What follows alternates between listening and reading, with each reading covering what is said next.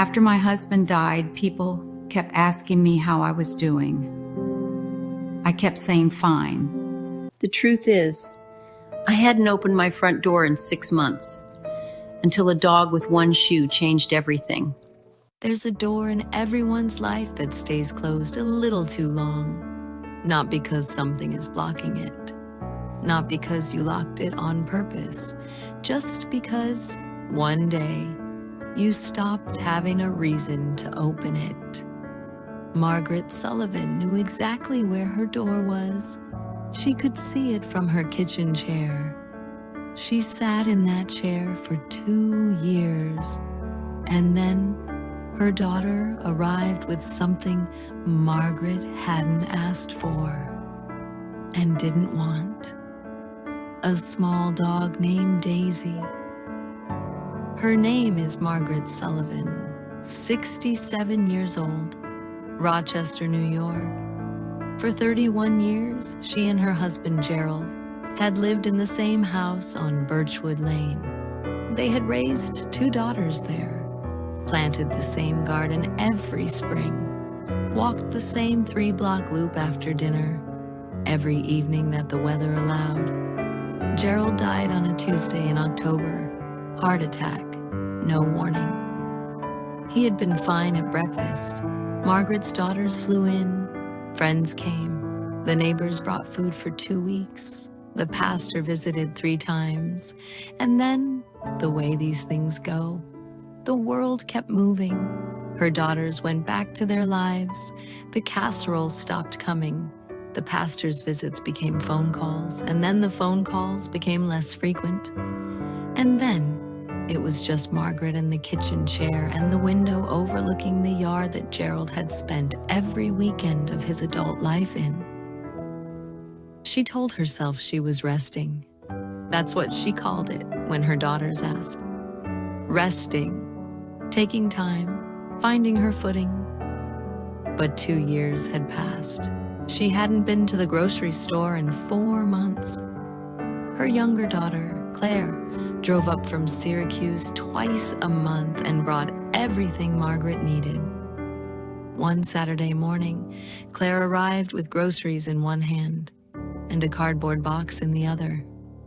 Something inside the box was moving. Mom, I need you to just hear me out. Margaret looked at the box. She already knew she was going to say no.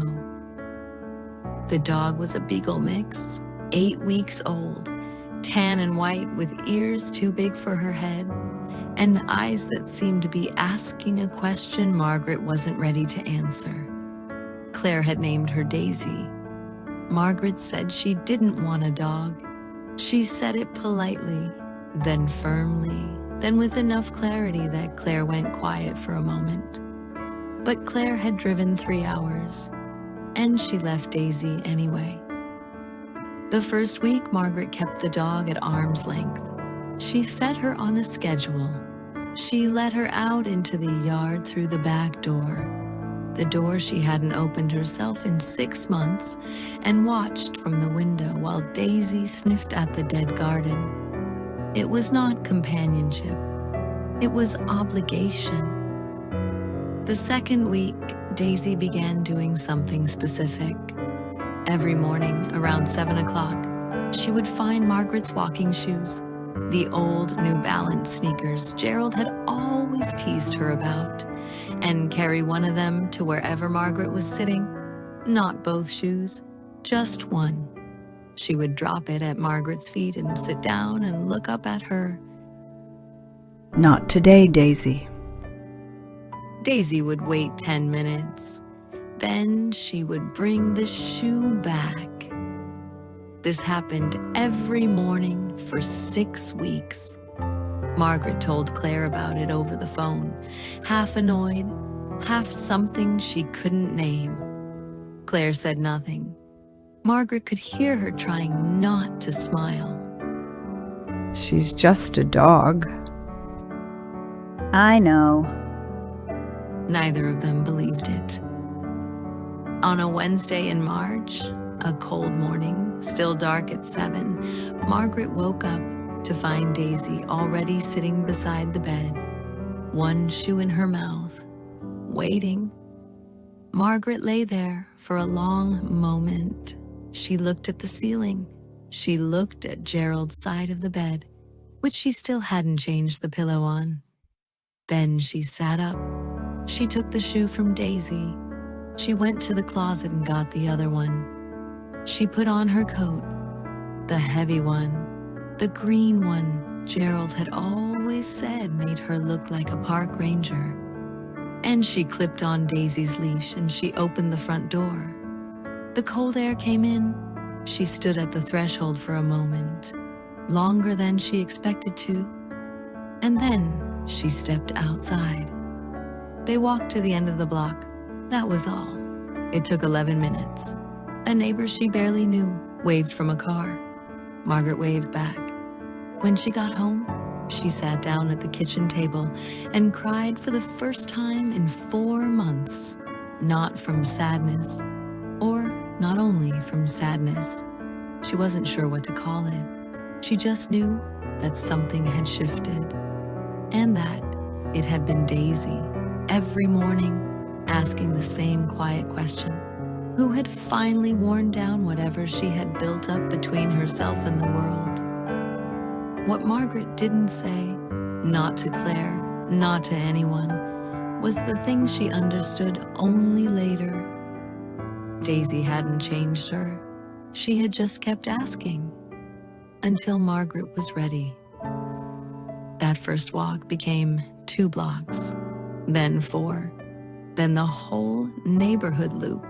The same 3 blocks she and Gerald had walked every evening for 31 years. By summer, she was going out every morning without thinking about it. By fall, she had started talking to the people she passed, the retired teacher 2 streets over with a Labrador, the older man who walked before sunrise and always nodded without speaking, a woman named Ruth who had moved in down the street and didn't know anyone yet. In November, 18 months after Claire left Daisy in that cardboard box, Margaret called the Rochester Animal Shelter. She asked if they needed volunteers. She started the following Tuesday. 3 mornings a week, dog walking and socialization, spending time with the animals that had been there longest, the ones that other people kept passing over. She is still there. She told Claire once that she doesn't think of it as volunteering. "It's just walking," she said. "We all need someone to walk with." Claire asked her what changed, what finally made her open the door after all that time. Margaret thought about it. "She didn't ask me to be better," she said. "She just asked me to come outside." She paused. "Every morning, same question, until I said yes." Daisy asked her the same question every morning. Eventually, Margaret answered, "Is there a small daily thing that's been asking you to show up, that you've been letting go unanswered